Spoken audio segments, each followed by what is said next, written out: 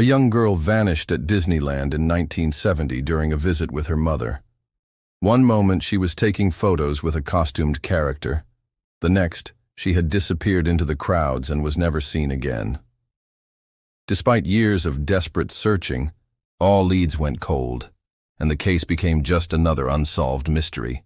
But 20 years later, after severe flooding hit Southern California, a farmer checking his land near the theme park discovers something shocking, partially buried in a dried-up sewer channel. Evidence that would finally reveal the disturbing truth about what really happened to the missing girl. The morning sun barely penetrated the thin curtains of Marilyn Halberg's modest apartment in Buena Park, California. The walls, once white, had yellowed with age, and the linoleum floor showed wear patterns from years of foot traffic. A loud thud from the neighboring unit jolted her awake. Then came the scraping of furniture across the floor, followed by muffled voices and the occasional crash of something being dropped. New neighbors again. Marilyn sighed deeply, pulling herself upright in the narrow bed that creaked with her movement. The weight in her chest, her constant companion for 20 years, pressed down harder this morning. It wasn't the noise that truly bothered her. It was what the sounds represented. Life moving forward, people starting fresh, while she remained frozen in time, trapped in that horrible day in 1970 when 8-year-old Charlotte had disappeared at what was meant to be the happiest place on earth, Disneyland. As she listened to the commotion next door, memories flooded back. She used to own a house, a real house with a yard, 2 bedrooms, and a garage. It was in a neighborhood not far from here. But the house was gone now. The financial strain had become too much. Missing work for searches, hiring private investigators, printing flyers. It had all added up. More than the money, though, the house had become a museum of pain. Moving to this apartment was supposed to help her heal, to finally let go. But Charlotte's face still appeared in her dreams every night. And during her waking hours, she saw her daughter in every blonde girl she passed on the street. 20 years, and the wound was as fresh as if it had happened yesterday. She shuffled toward the bathroom, thinking she might freshen up and perhaps introduce herself to the new neighbors. But before she could take another step, the phone on her nightstand rang.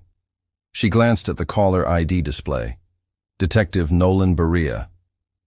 It had been months since she'd heard from him. She picked up the receiver with a trembling hand. "Hello, Marilyn.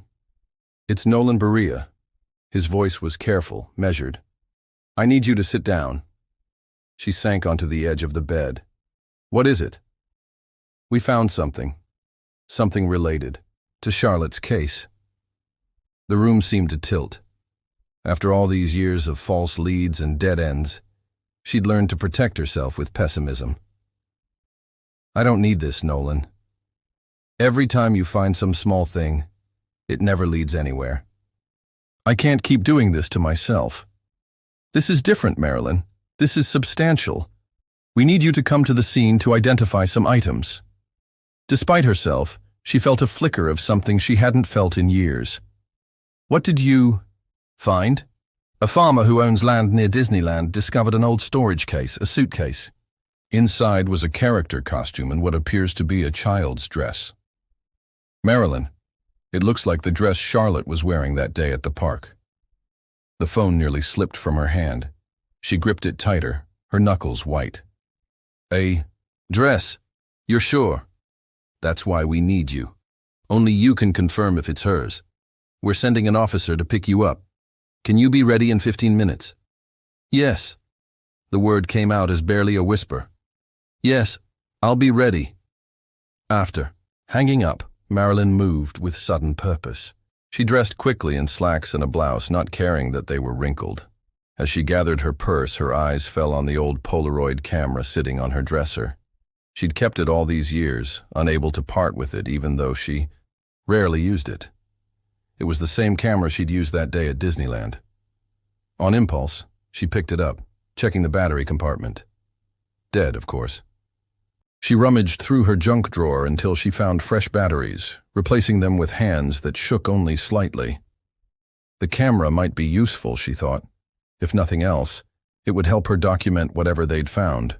True to his word, an officer arrived in exactly 15 minutes. He helped her into the patrol car. "The site is in Stanton," he told her as they pulled away from the apartment complex, near a dried-up sewer channel that runs along Disneyland's outer border. Stanton? Not far at all. Charlotte could have been so close all these years. The drive took only 10 minutes, but it felt like hours. When they arrived, Marilyn saw the scene was already busy with activity. Officers had cordoned off an area near the concrete channel, and she could see people in uniforms taking photographs and measurements. Yellow tape fluttered in the morning breeze. Detective Berea met her as she stepped out of the car. He looked older than she remembered, his hair now more gray than brown, deep lines around his eyes. 20 years had aged them both. "Marilyn, thank you for coming. I want you to meet James Beckett. He's the one who found the suitcase." A weathered man in his 60s stepped forward, cap in hand. His face was deeply tanned from years of outdoor work, and his hands were rough and calloused. "Ma'am," James said, his voice gentle, "I'm real sorry about your girl. When I saw what was in that case, I called the police right away." "Tell her what you told me," Detective Berea prompted. James cleared his throat. "I came out this morning to check my land. We had that big flood last week, and I wanted to see what damage was done. The sewer canal that runs through my property.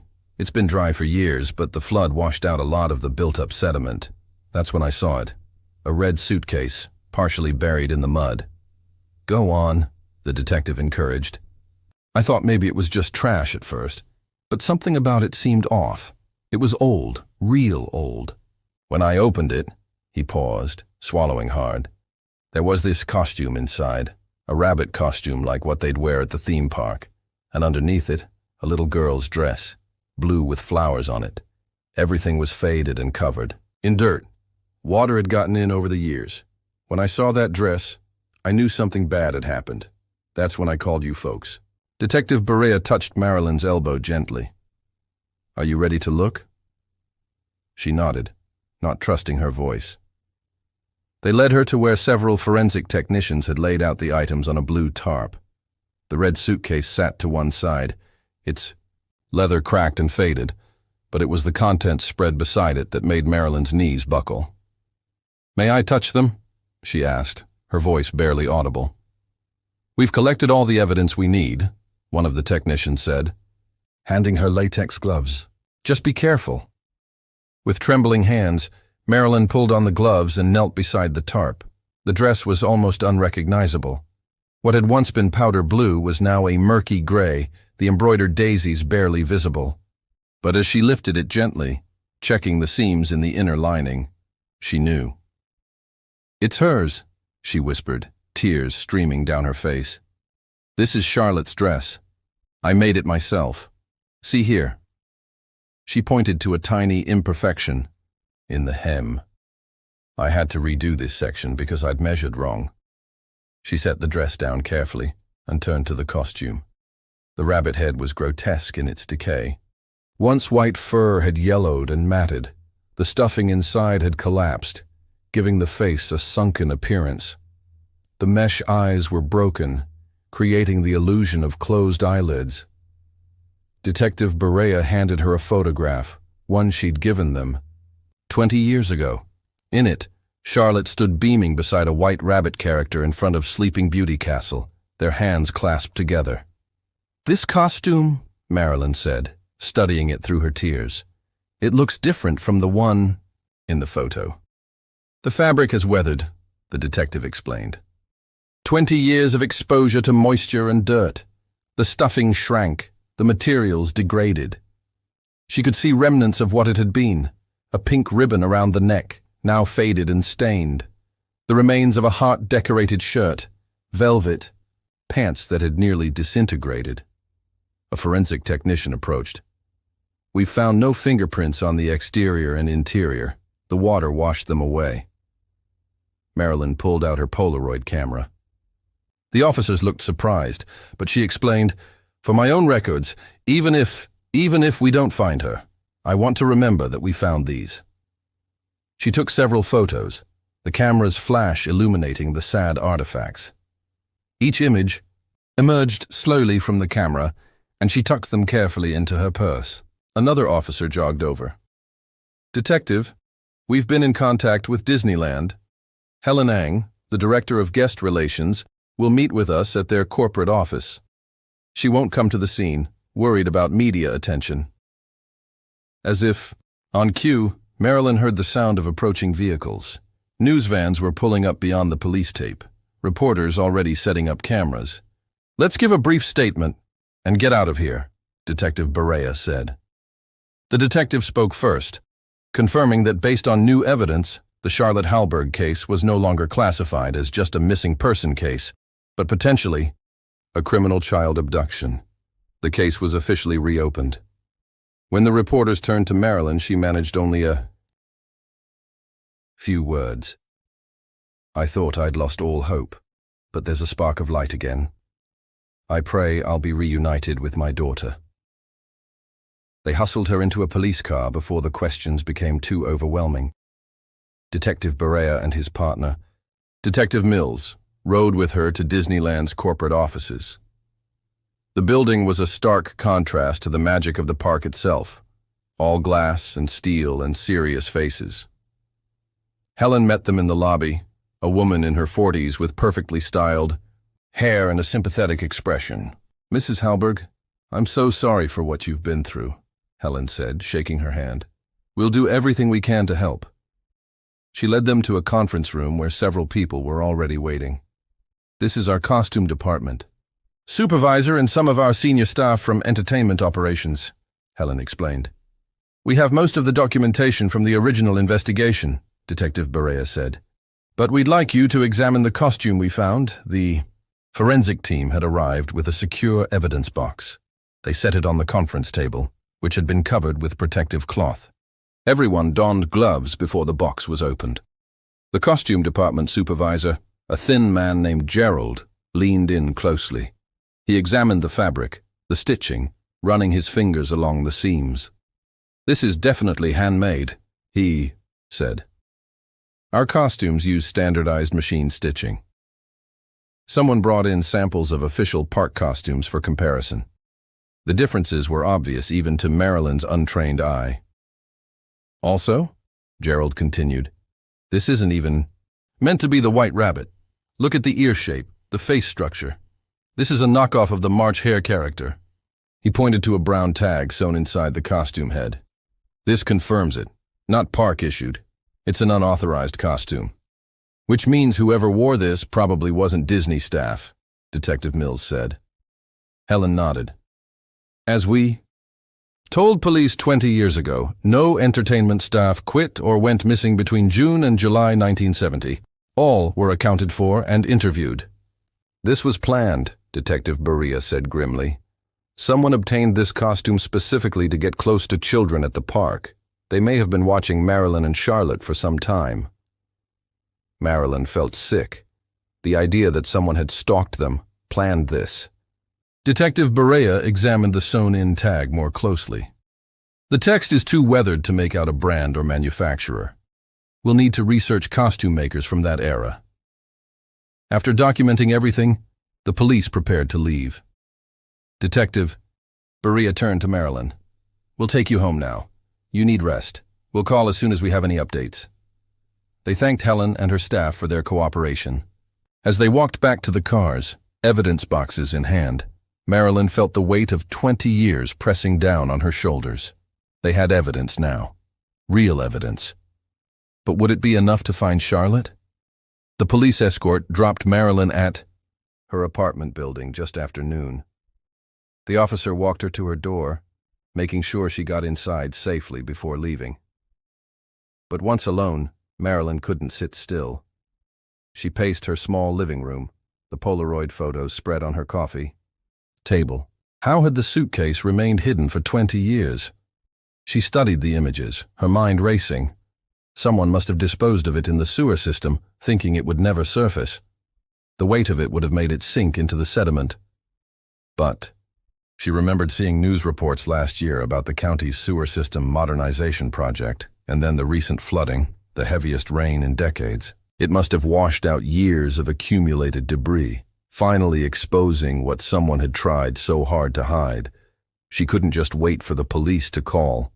20 years of waiting had taught her that sometimes you had to search for answers yourself. Marilyn pulled out the thick yellow pages directory from beneath a stack of magazines on her coffee table. The book was well worn, pages dog-eared from years of use. She flipped to the business section, running her finger down the listings. Costume shops, party supplies, magic shops, theatrical suppliers. Several businesses were listed within the county. She made notes on a pad, organizing them by distance. The closest one caught her eye. Kramer's Costume Creations in Santa Ana. The address seemed familiar. She'd driven past that area countless times, only 15 minutes away. Without hesitating, she grabbed her keys and headed for her car. The old Honda Civic started on the second try, and she navigated through the familiar streets of Santa Ana. The shop was in a run-down strip mall, sandwiched between a defunct video rental store and a check-cashing place. A faded closed sign hung in the window, but Marilyn could see movement inside. The blue glow of a television flickered through the dusty glass. She rang the bell, hearing it echo inside. After a moment, shuffling footsteps approached. The door opened a crack, and an elderly man peered out. "We're closed," he said, starting to shut the door. "Been closed for years." But then he paused, looking at her more closely. His eyes widened with recognition. "Wait a minute. You're that lady from the news. The mother?" His voice softened. "What brings you here? How can I help?" "I'm Marilyn Halberg," she said. "I'm sorry to bother you, but I saw your shop in the directory and thought maybe—" Come in, the man said, opening the door wider. "I'm Elias Kramer. Please come inside." He locked the door behind them and led her through the dimly lit shop. Dust motes danced in the shafts of sunlight that managed to penetrate the grimy windows. Mannequins in various states of dress stood like silent sentinels, draped in costumes from bygone eras. "Sit, please," Elias gestured to an old leather sofa that had seen better days. "This place has been closed for 5 years now. I'm getting too old, and my son," he shrugged. "He never wanted the business, but I couldn't bear to throw everything away. So I just live here now among all these old things." Marilyn looked around, taking in the antique sewing machines. Bolts of fabric covered in plastic, and racks of costumes ranging from 1920s flapper dresses to polyester disco outfits. "I saw the news report this morning," Elias continued, "about your daughter, the costume they found. Terrible thing." Marilyn pulled out her Polaroid photos. "That's why I'm here. I'm looking for any information about this costume. I thought maybe someone in your line of work might recognize it." She showed him the photos, including the close-up of the brown tag inside the costume head. Elias studied them carefully, adjusting his thick glasses. "This tag," he said slowly, "it's not mine. I always used white tags with red lettering, and I never made anything quite like this." He looked closer. "But this costume has been altered. See these seam patterns? I know this work." He pointed to specific areas on the photo. "The seam between the ears and head here. The way the mouth has been sewn shut. This nose button, it's been replaced with a different one than the one in your photo. Do you think someone was trying to disguise the original costume?" Marilyn asked. Elias shook his head thoughtfully. "Maybe, but to me, it looks more like they were trying to change the character's expression. Look at these creases and folds above the brow, the cheek line, the chin. In the original photo, from the news, the rabbit looked happy, friendly. But these alterations," he trailed off. "What?" Marilyn pressed. "Whoever did this wanted to make it look sad or maybe even scary, maybe to frighten someone. But that's just my opinion." Marilyn felt a chill. Had the kidnapper altered the costume to scare Charlotte, to punish her somehow? Her mind began spiraling into dark possibilities, and she forced herself to focus. Elias was still studying the photos intently. Suddenly he sat up straighter. Wait here. I think I remember something. He disappeared into a back room. After a while, she heard Elias returning. He carried several items, which he laid carefully on the coffee table. A button nose similar to the one in the photo, round glasses frames, and a yellowed piece of paper. "What's this?" Marilyn asked. "I just remembered," Elias said, excitement in his voice. "Years ago, someone came in with this sketch. They wanted us to alter a costume to match it. I'm forgetful now, and I didn't handle it personally. I had staff back then, and I usually gave alteration jobs to them. But when I saw those glasses and that nose in your photo, it jogged my memory. I still had these items in stock, and when I checked the back, I found this sketch." Marilyn examined the sketch. It was identical to the altered costume, the same. Sad expression, the same modifications. "Do you have any records of who ordered this?" she asked urgently. "Receipts? Staff contact information?" Elias sighed. "I can give you my old staff contacts and I'll happily help the police. But the paper receipts," he gestured around the cluttered shop. "I threw them out years ago. There were thousands and I was worried about termites. Look at this place. Wood, fabric, paper everywhere. It's termite heaven." Marilyn's heart sank, but Elias held up a finger. "However, there might be hope. My son, Benjamin, he has special needs.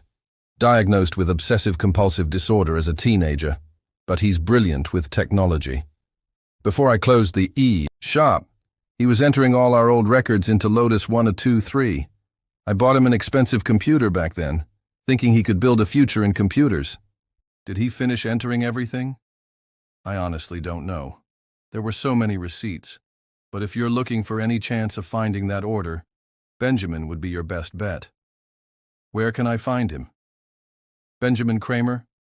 Works the morning shift at Freshfields Grocery here in Santa Ana. Elias wrote down the address.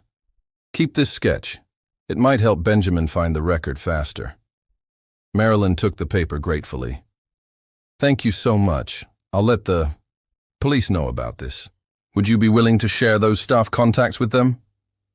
Of course, Elias said warmly. Anything to help find your daughter.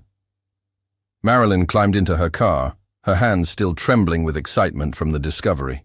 She carefully placed the sketch on the passenger seat and started the engine. Freshfields Grocery was a medium-sized store, bigger than a corner market, but not quite a full supermarket. The parking lot was half full with the afternoon shopping crowd. Marilyn parked and entered through the automatic doors, the familiar smell of produce and baked goods greeting her. Several employees in green aprons moved about the store. She approached an empty checkout lane, where a middle-aged woman was organizing shopping bags. Excuse me, Marilyn said. I'm looking for Benjamin Kramer. Does he work here? The cashier smiled. Oh, Ben. Yes, he's doing stock today. Should be somewhere in the aisles or maybe in the stock room out back. Thank you. Marilyn walked through the store, scanning each aisle. She found him in the canned goods section, methodically arranging soup cans with precise spacing. He was a thin man in his 30s, wearing the store's green apron over a neatly pressed shirt. His name badge read Benjamin C. Benjamin Kramer? She asked. He looked up, blinking behind wire-rimmed glasses. Yes, can I help you? His voice was soft, careful. Hi, I'm Marilyn Halberg. I just came from your father's shop. His expression immediately shifted to concern. Is my father in trouble? Is he okay? No, he's fine, Marilyn assured him. Actually, he's been helping me. I was just there and he said you might be able to help me too. Benjamin adjusted a can that was slightly out of line, then gave her his attention. She noticed he didn't seem to recognize her, which meant he probably hadn't seen the morning news. You see, Marilyn began, choosing her words carefully. I'm looking for information about a costume alteration that might have been done at your father's shop years ago. He said you digitized all the old receipts? Benjamin's face lit up with pride. Yes, I did. Every single one. Entered them all into Lotus 1, 2, 3. It took me 2 years, but I got them all. Actually, he added, I've been thinking about converting everything to Microsoft Excel. It's becoming more popular, and the functionality is superior, but I haven't had the time. Would you be willing to check your database for a specific transaction? Benjamin glanced at his watch, a digital Casio that he kept perfectly synchronized. I'd be happy to help, but I'm still on shift. I get off at 2 p.m., which is in... He checked his watch again. 28 minutes and 43 seconds. I have my laptop in my locker. We can look then, if that's acceptable. That would be wonderful, Marilyn said. Thank you so much. Benjamin nodded and returned to his soup cans, adjusting one that had shifted during their conversation.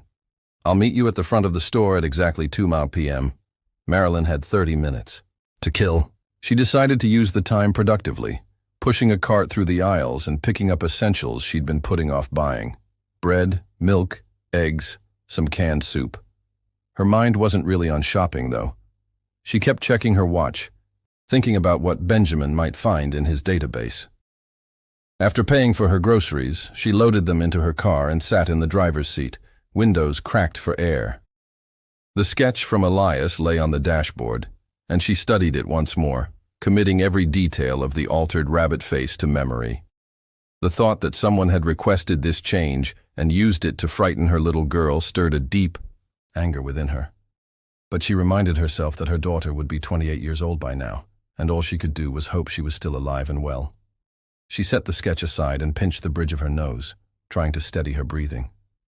At exactly 2 p.m., she saw Benjamin exit the store, now out of his work apron and carrying a black laptop bag. He stood by the entrance, scanning the parking lot methodically until he spotted her in her car.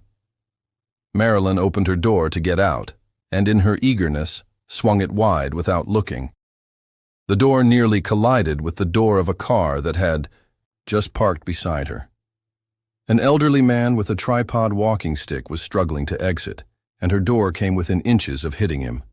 "Oh," Marilyn gasped. "I'm so sorry."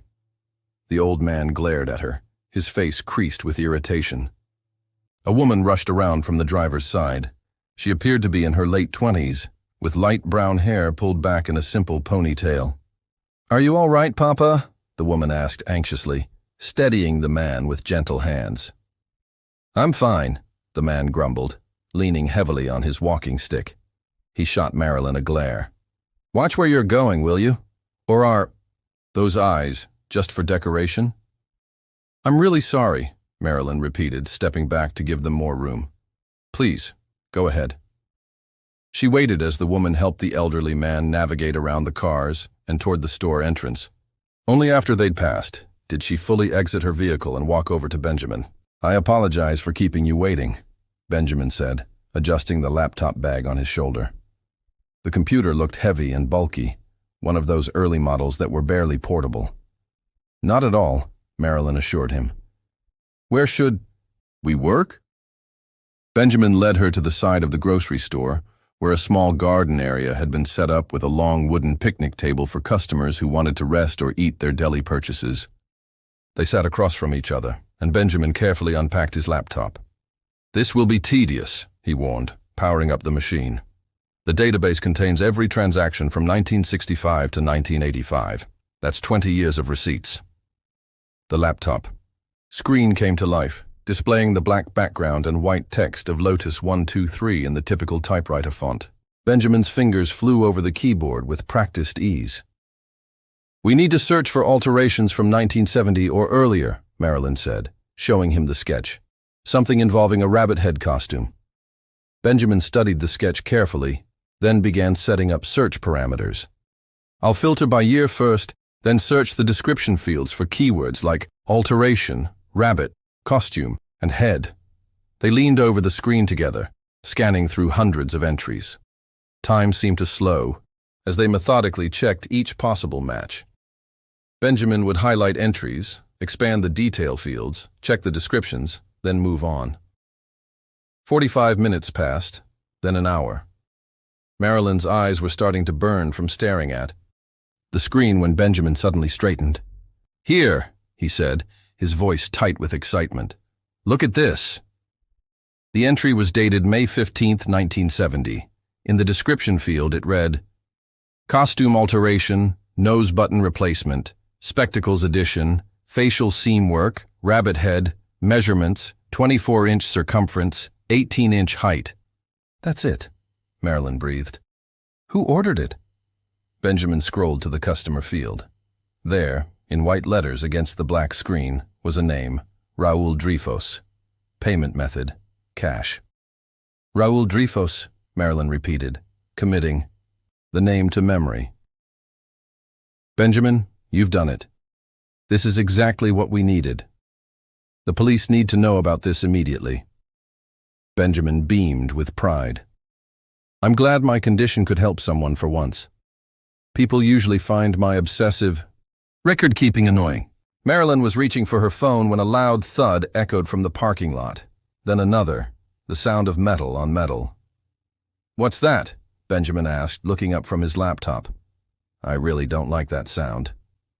Marilyn stood and walked quickly toward the front of the store. The sounds were coming from where she'd parked. As she rounded the corner, she stopped in shock. The elderly man with the walking stick was repeatedly slamming his car door against hers, opening and closing it with deliberate force. Between slams, he was hitting her tire with his tripod walking stick. Papa, stop! The woman was pleading, trying to pull him away. Please, get in the car.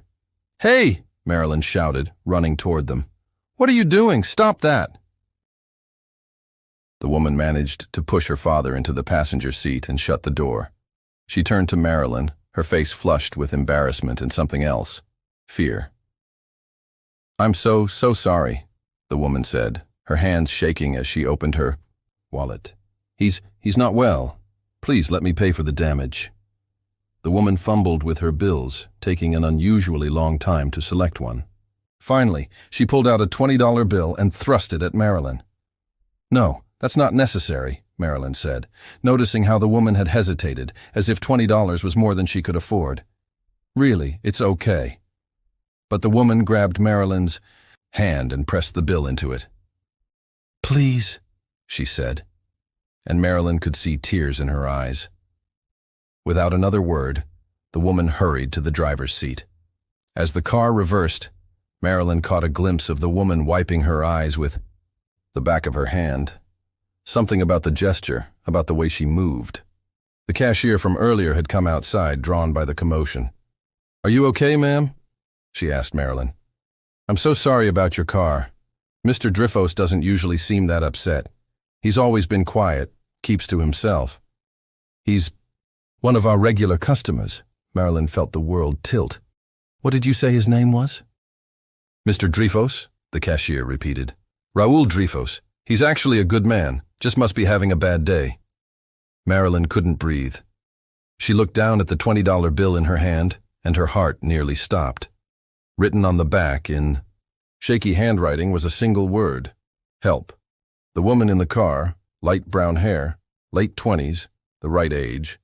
Could it be Charlotte? She whispered. She looked up, but the car was already gone, disappeared into traffic. Benjamin had joined them, laptop bag in hand. I work in the back, he said, shaking his head. I've never known any customers' names. With trembling fingers, Marilyn dialed Detective Berea's number. The moment he answered, her words spilled out in a frantic rush. He had to interrupt, urging her to slow down, then asked firmly what she had done. She explained how she had gone to Santa Ana, visited the tailor, and stopped by the grocery store. I found him, Raul Dreyfus. He was just at Freshfields Grocery. And Nolan, I think my daughter was with him. She wrote help on a bill. You need to come now. Within 15 minutes, police vehicles converged on Freshfields Grocery. Detective Berea arrived with his partner, Detective Mills, and another patrol officer, making 3 officers total. They quickly took control of the scene, interviewing Benjamin and the cashier, who had witnessed the incident. We don't keep customer addresses, the cashier explained apologetically. But I can print out what Mr. Dreyfus purchased today. She hurried to her register and reprinted the receipt. Marilyn studied it over Detective Berea's shoulder. 2 gallons of gas, oatmeal, various grains, canned goods, fruit. nothing that seemed unusual for a grocery run. "What can you tell us about this man?" Detective Mills asked the cashier. "He lives up in the mountains somewhere," she said. "That's all I really know. He and his daughter are very private. They come in about once a month for supplies. Always pay cash, never cause any trouble. Well, until today." Detective Berea turned to Marilyn. "Did you get a good look at their car?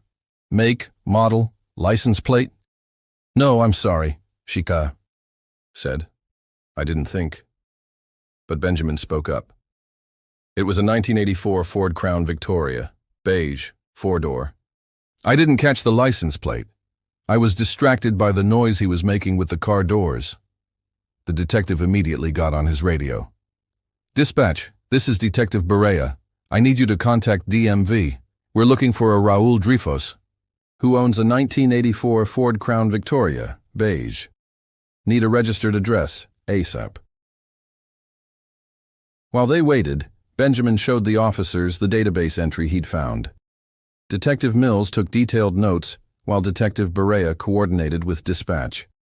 After several tense minutes, the radio crackled to life. "Detective, DMV search shows a Raul Dreyfus owns a 1984 Crown Victoria, beige. Registered address is 4786 Mountain View Road, Majeska Canyon." "That's our lead," Detective Berea said. "Let's move." Marilyn rushed to her car. Benjamin hesitated by her window. "May I come?" he asked. "I feel invested in this now. I want to help." "Get in," Marilyn said without hesitation. They formed a convoy, following the police cars as they headed into the foothills. The road gradually climbed, leaving the suburban sprawl behind. Houses became fewer and farther between, and oak trees crowded closer to the road. The address led them to a weathered house set back from the road. The place looked abandoned, windows dark, paint peeling, weeds growing tall enough to reach the front door. No car in sight. Detective Mills scanned the property carefully before moving in. He stepped onto the overgrown lawn, calling out once, then again louder. When there was no answer, he approached the front door, tested the handle, and peered through the dusty windows. After a moment, he stepped back and shook his head. "This doesn't look inhabited," Detective Mills observed, motioning for his officers to begin a sweep of the perimeter. But Benjamin had already noticed something. "Look," he said, pointing to the dirt driveway. "Fresh tire tracks. Someone was here recently." Detective Berea crouched down, examining the tracks. "Good observation, he's right. These are maybe 2 hours old, 3 at most. But look at this place, the weeds, the decay. Nobody's lived here regularly for years. Dreyfus must have just come to grab something or hide something." He stood and returned to his radio. "Dispatch, we need backup at 4786 Mountain View Road. Also, start the paperwork for a search warrant. Suspect not on premises, but was here, recently." "These tracks lead out," Detective Mills noted, following them with his eyes. He continued up the mountain. "Then that's where we go," Detective Berea decided. "Everyone back in your vehicles. Follow the tracks but stay behind us. Drive carefully. These mountain roads can be treacherous." They continued their pursuit, following the tire tracks.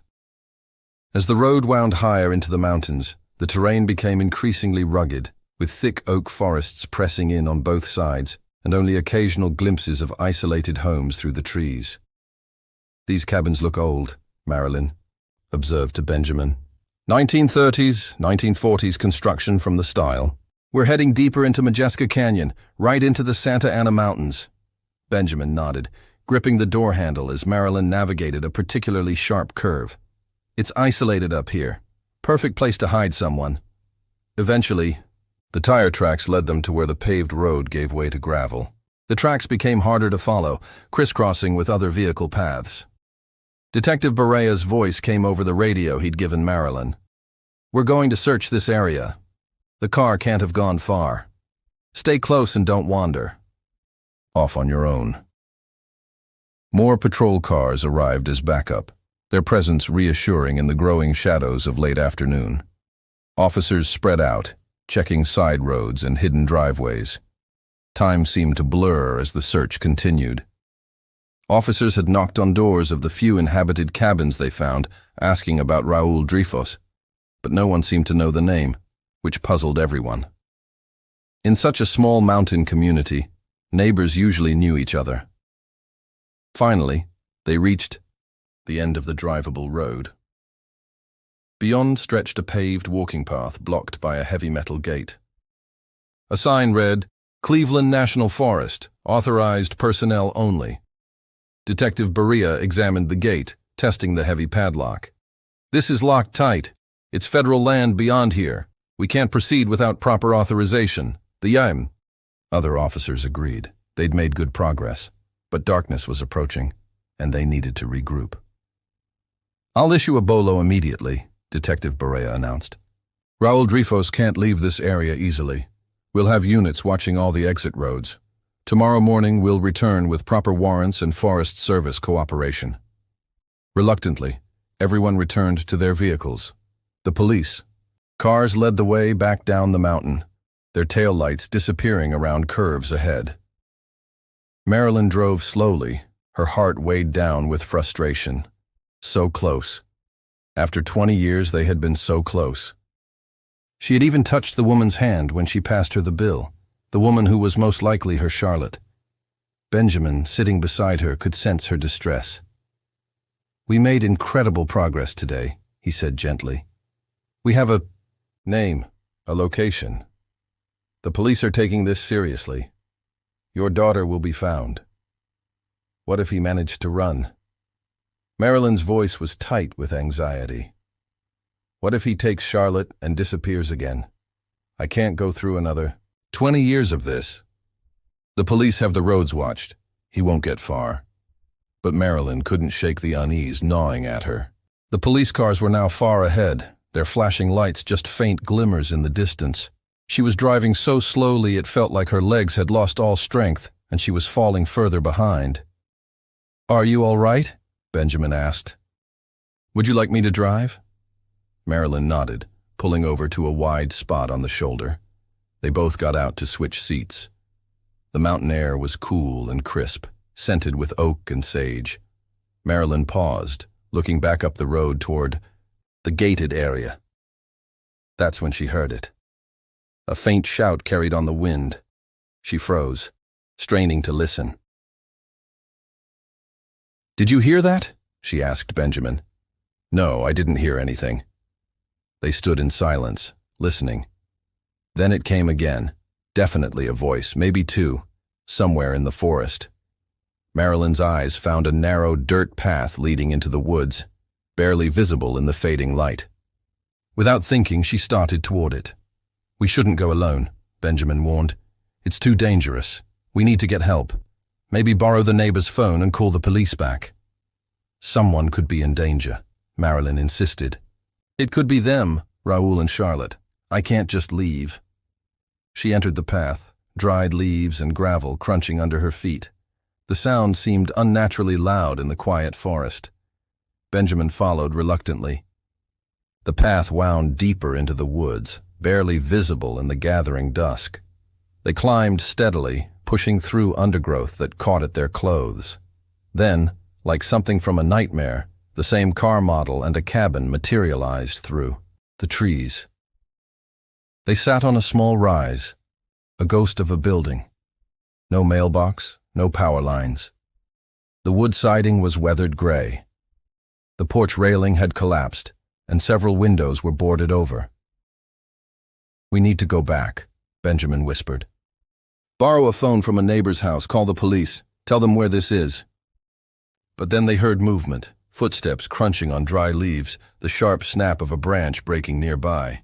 Someone else was in the woods. Marilyn's heart pounded as she pressed forward, instincts warring with fear.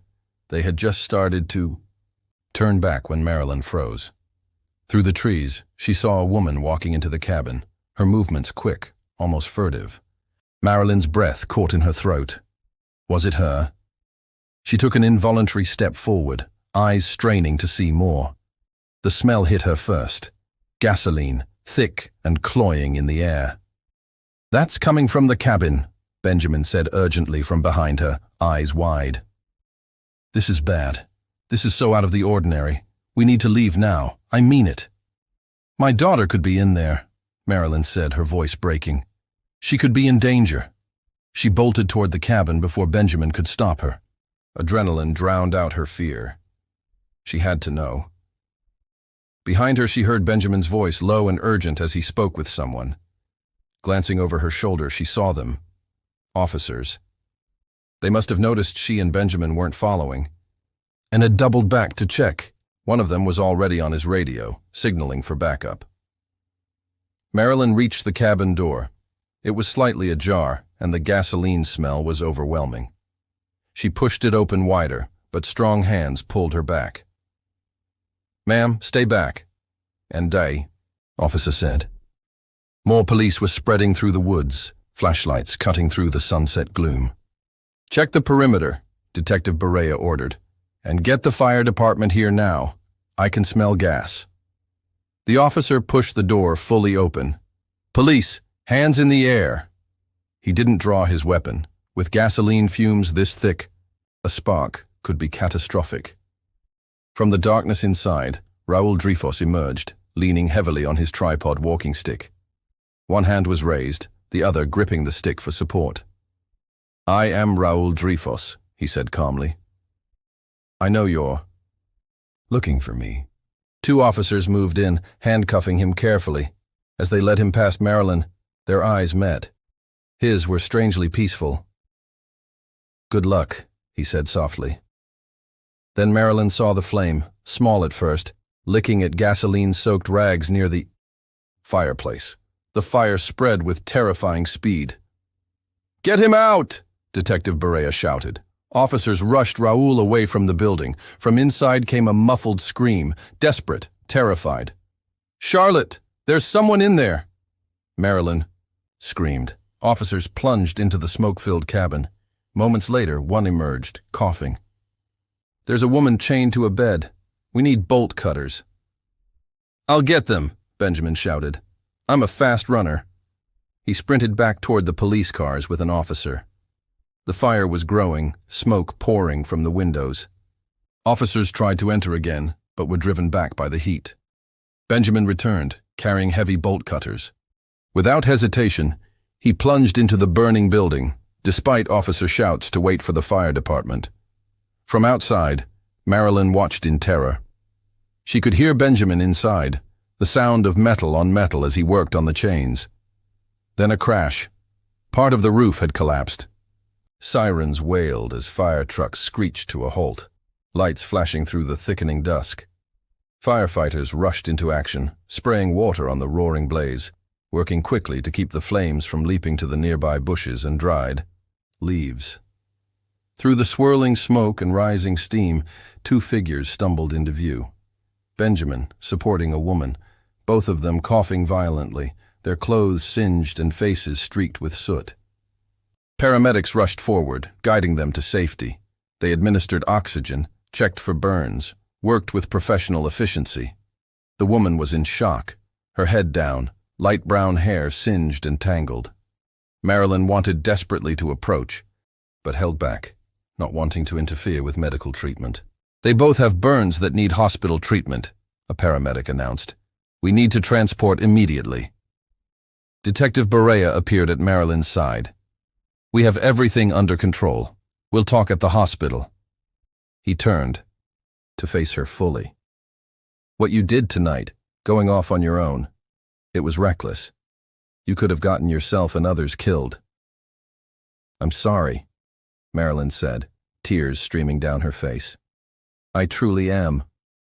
But, Detective, if you were in my place, what would you do? I've waited 20 years without a single real lead. And today, finally, evidence. If I'd gone home and waited, my daughter would have burned to death in that cabin." The woman on the gurney looked up at those words. Her voice was weak, damaged by smoke. "She's right.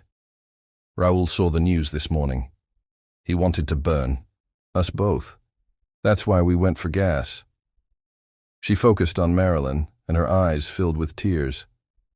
"I saw you on TV. I knew it was you in the parking lot. You came for me." Her voice broke.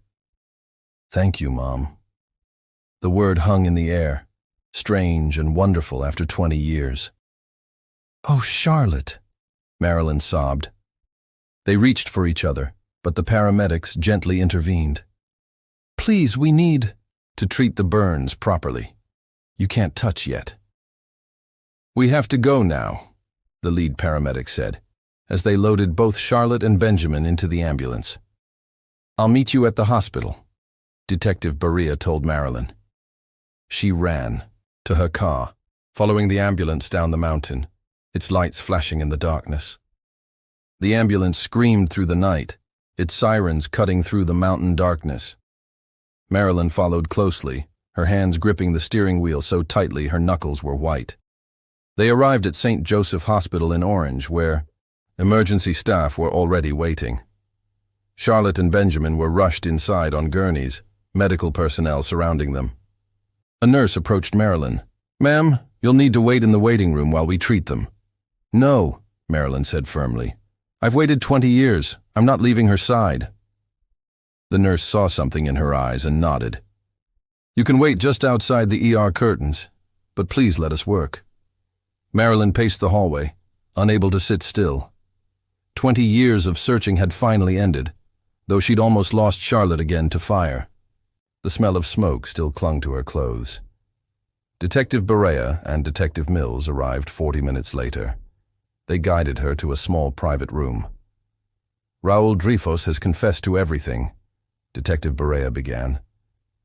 "He's been surprisingly cooperative. The man has nothing to lose. He is dying. Lung cancer, stage 3. Doctors say he has maybe a year without treatment. He never sought medical help because he feared exposure." "Huh," Marilyn said bitterly. "Let him die in prison. He stole 20 years from us, 20 years of agony, and he gets to live free for all that time. 1 year in prison isn't justice. If I had money, I'd pay for his treatment myself. Keep him alive to serve 20 miserable years behind bars." "Your anger is completely justified," Detective Berea said quietly. "I'd feel the same in your position." He opened his notebook. "Dreyfus told us he'd been watching you both. He used to live in your apartment building. Same unit, actually, before you moved in. He said he liked watching the people who lived there after him. When you and Charlotte moved in, he became obsessed.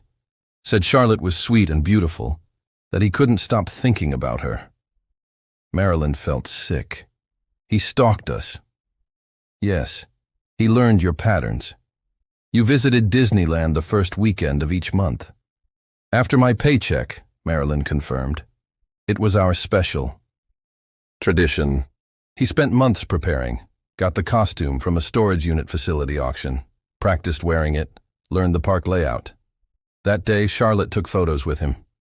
"With my Polaroid," Marilyn said. "She wanted to give him a copy, but I said no. Why would I give our photo to a stranger? That upset him. Later, when you were buying popcorn, he appeared again. Charlotte recognized the costume and wandered over when he waved. He promised her a special tour, a secret Alice in Wonderland world that other children didn't know about. Led her out, through an employee service exit. "Why didn't anyone see?" Marilyn asked, though she knew the answer. Security was minimal back then by today's standards, and Raul had likely memorized the schedule and the comings and goings of the staff. There were no security cameras at the time, and the witness descriptions were vague, just a rabbit character. The case was officially treated as a child who wandered off in the crowd. Without concrete evidence of foul play, Disneyland didn't acknowledge it publicly. Eventually, the trail went cold. "What happened to her all these years?" Marilyn asked, dreading the answer. "He took her to that first house we visited, told her you died in an accident, that he was adopting her informally, homeschooled her. When she was about 12, she saw a missing person poster at the grocery store. That's when he moved them to the cabin. She tried to escape twice. She tried to run, got lost in the woods both times. He found her, brought her back. He never hit her, But the emotional manipulation was constant. Using the costume to scare her while he drugged her was just one thing, and making her completely dependent on him. Eventually, she stopped resisting, started calling him Papa. By the time she was an adult, he was all she knew. Detective Mills added, "When we searched the cabin, we found signs she'd been taking care of him. Bowls of oatmeal by the bed, adult bed liners. From what we can tell, when he saw the news this morning, he made a decision. Rather than face capture in his condition, he chose to end it, burn them both." "Was he?" Marilyn couldn't finish the question. "He denies any sexual abuse. We'll confirm with Charlotte and the doctors, but his obsession seems to have been about possession, not that." Marilyn nodded, feeling slightly relieved, but still nauseated. They left the room to find Elias Kramer sitting outside Benjamin's room, wringing his hands. "How is he?" Marilyn asked. "They say he'll be fine," Elias said, tears in his eyes. "Burns, smoke inhalation, but nothing critical. That boy, he saved someone's life today." "He saved my daughter," Marilyn said, taking the old man's hands. "Without you both, this wouldn't have happened. Thank you." A doctor in surgical scrubs approached. "You're Charlotte's mother?" "Yes. Both patients are stable. Benjamin has second-degree burns on his arms and minor smoke. Inhalation. Charlotte's burns are more extensive, her ankles where the chains were, plus smoke damage to her throat. Both will need several weeks of treatment." "Was there any sign of—" Marilyn couldn't say it. "No evidence of sexual abuse," the doctor said gently. "You can see them now, but only briefly. They need rest." They entered Charlotte's room first. She lay propped up, oxygen tubes in her nose, bandages on her arms and legs. When she saw Marilyn, her eyes filled with tears. "Mother," she whispered, her voice raspy. "I missed you so much." "My daughter," Marilyn said, carefully taking Charlotte's unbandaged hand. "I never stopped looking. I wanted to come home," Charlotte said, "but I never made it. After a while, I made myself believe you were dead. It was easier than hoping, until this morning when I saw you on the news," Detective Berea asked gently. "How did you see the news if you lived in that cabin?" "We went to the old house to clean," Charlotte explained. "Once a year," Raoul insisted. "That's when he turned on the TV to check if it's still working. When he saw the report about the costume being found, he panicked. We rushed back to the cabin. He wanted to stay there, but then got paranoid. That's why we went to the store for gas." "Why didn't you escape?" Marilyn asked. "At the store he trusted you." Charlotte's face crumpled. "After 20 years, I'd learned to live with it. I pitied him. He was old, sick. I thought when he died, I could start over. I'm so sorry, Mom."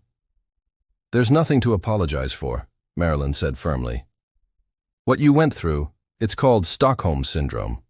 You can become attached to people who hurt you. I experienced some of that with your late father."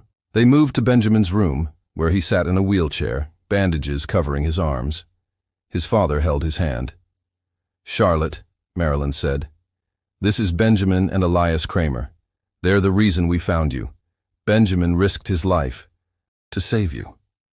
Charlotte looked at Benjamin with wonder. "Thank you," she whispered.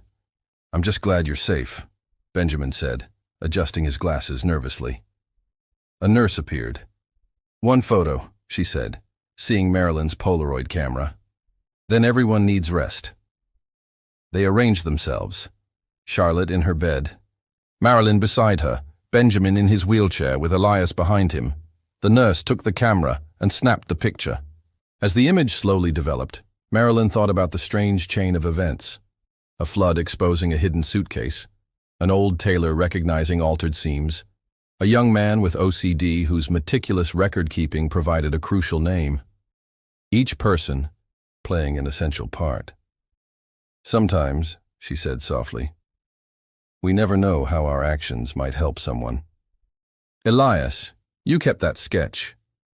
Benjamin, you preserved those records. Without you both, Charlotte would still be lost. The Polaroid finished developing, showing 4 faces, 2 reunited after decades, 2 who had made that reunion possible. It wasn't a perfect photo. They were bandaged, exhausted, in a sterile hospital room. But to Marilyn, it was the most beautiful picture she'd ever taken. Thanks for sticking with the story until the end.